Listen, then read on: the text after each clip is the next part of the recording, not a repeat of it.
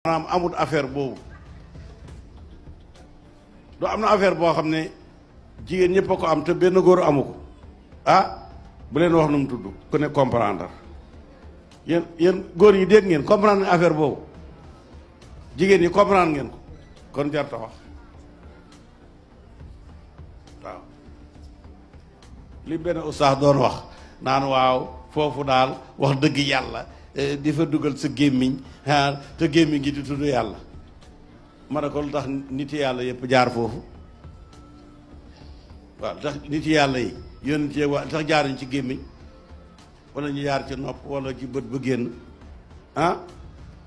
fu yónent jaar jarta fóon ma leen di laaj rek ko ab yónent jar naa fóon wala jarta fóon waxu leen dara di mu ngo rek la affaire bi naan waaw moom daal loolu dafa salte jël sa gémmiñ di ko dugal mën na ko baax na daal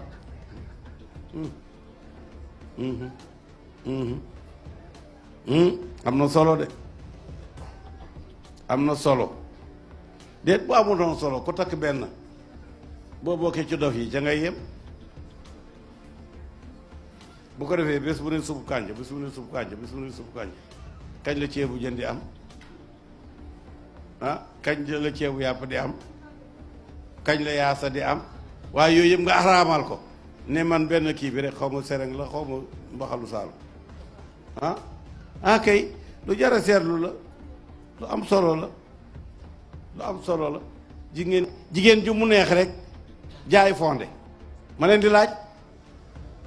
wala jaay fonde amatul léegi waxuma fonde yi gars yi di lekk kuddu de